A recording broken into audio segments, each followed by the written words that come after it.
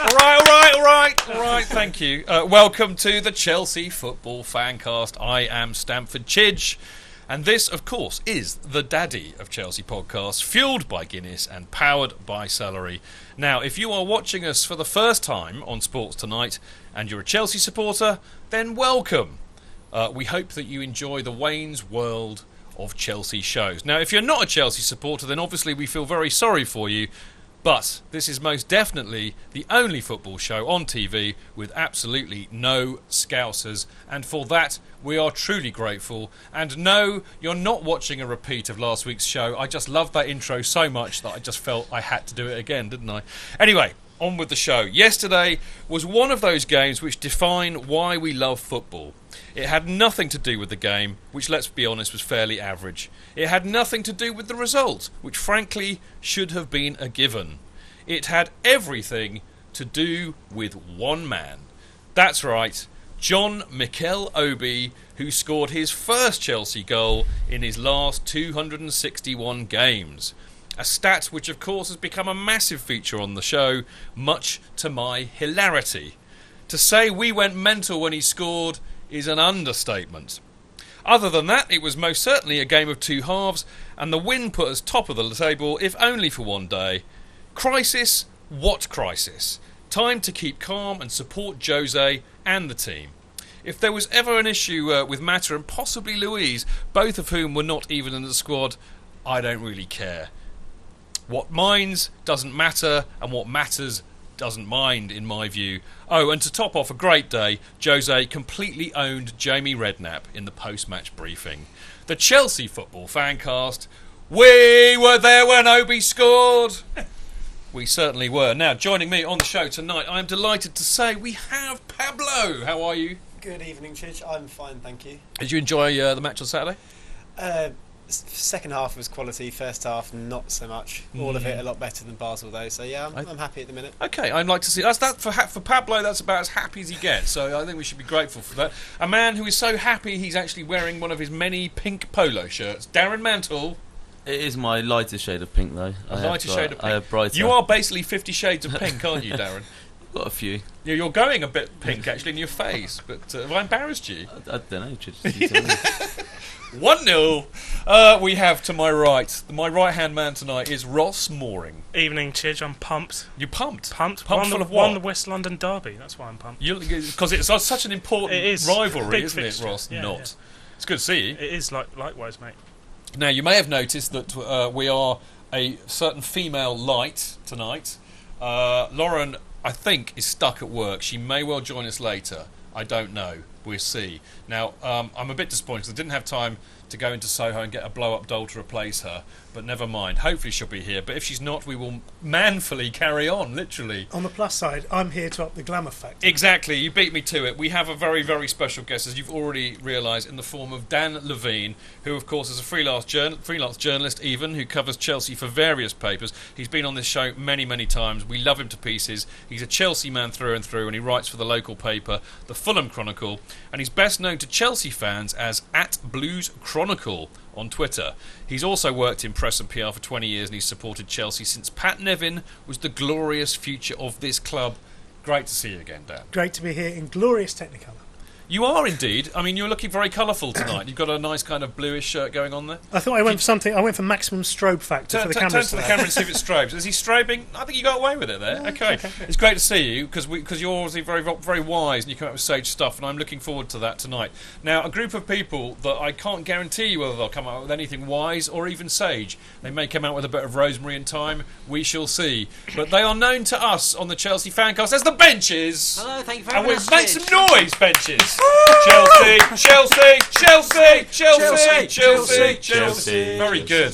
They didn't need any prompting whatsoever. Anyway, we've got Gary Bailey, the gaffer. We've got Harry Baker, one Harry Baker, and we have the legend, that is the Chadmeister, the Chadmeister of stats, Chelsea Chadder. Look at him, he's loving it.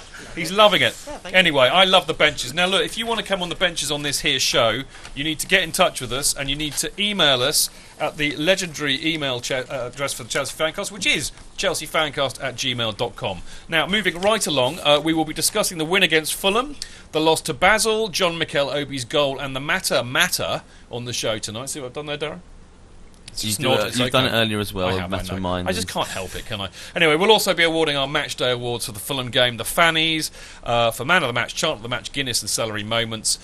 Get your nominations in to Twitter at Chelsea Fancast if you're watching, or of course if you're listening to the show on a computer or an iPhone at Mixlr, mixlr.com/Chelsea-Fancast. The Mixlr people should put them on there. Now later on you'll be able to ask Dan, or in fact any one of us, a question in If You Don't Ask, You Don't Get, on football or anything. We don't care. It's like truth or dare for the Chelsea Fancast.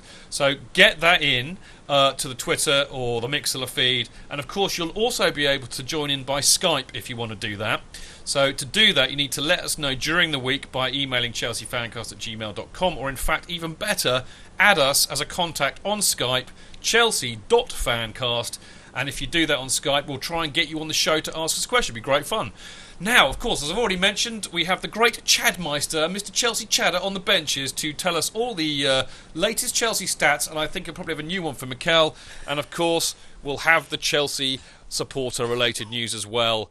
But first of all, the best bit of the show, well, it's the next bit of the show anyway, it is going to be the big match review.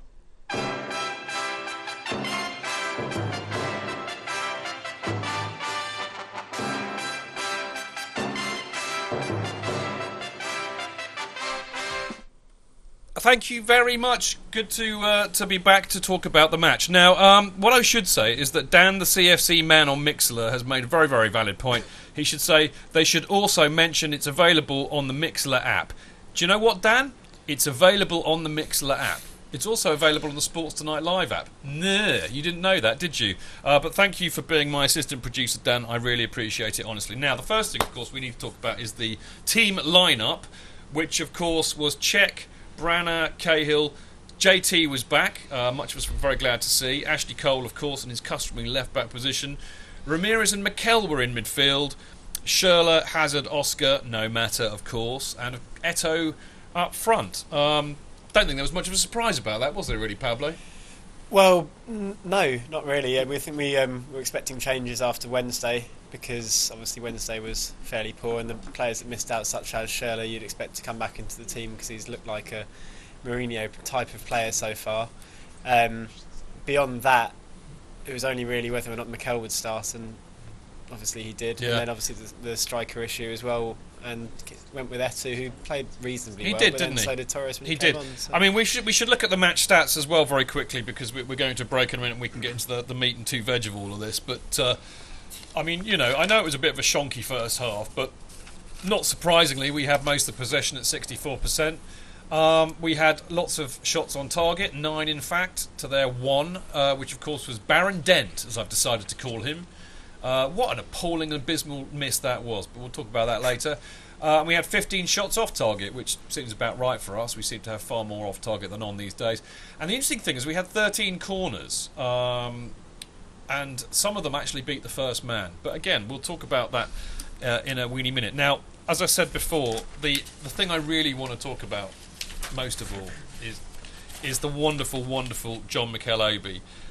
And I'll just tease the main bulk of this, because after last week when Rod Shepherd was on the show, he phoned me up afterwards to say that he was so excited by Chadder's stat that he was going to, you know, build an article around it in his online column in the Daily Mail. And he was so excited about it, he actually phoned me up on the way to the game so I could remind him what the actual stat was. You know, it was 260 games, as we know. So the fact that had happened made me really think that Mikel was bound to score. And the thing that got me so excited on 55 minutes was when Mikel charges into space and he has a shot, and I'm sat next to Joe Tweeds, and we were like this. Was this going to be the moment? Was this the moment when Mikel was going to score? And then he didn't, and then we calmed down again. So actually, It was actually a real surprise, but I was delighted that it screwed Rob up, if nothing else. Now, very, very quickly, because we've got to go to break in about a minute, but how did you feel when it went in, Darren? I was...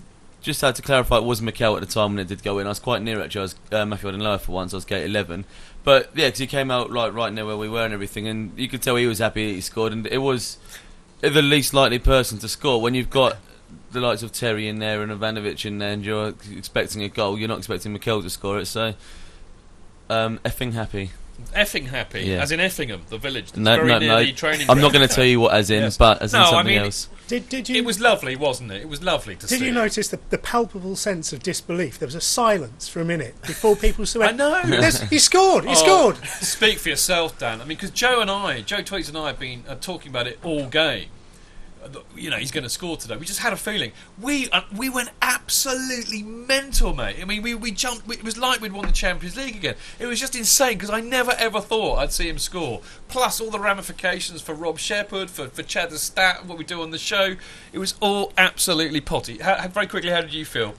Mixture of laughter and celebration. It was bizarre to see him score, but it was also great, and it put the game to bed as well. It was. I mean, it was an important goal. It was a very, very great, well taken goal. Now, you know, what did you think, Pablo? I mean, you know, you really have to put a lid on what we just said. Surely, you can't be despondent about that. No, not in the slightest. As Dan said, there was this moment of disbelief, and then a bit of mental celebration. I've managed to get a big graze up my leg from smacking the little metal bit between the two seats in front of me while I was jumping about. But that, yeah, fantastic, fantastic. Okay, I mean, you know, what I want to do after the break, I want to carry on talking about Mikel a bit, and also the player's reaction and his stats. So after the break, we will be carrying this on.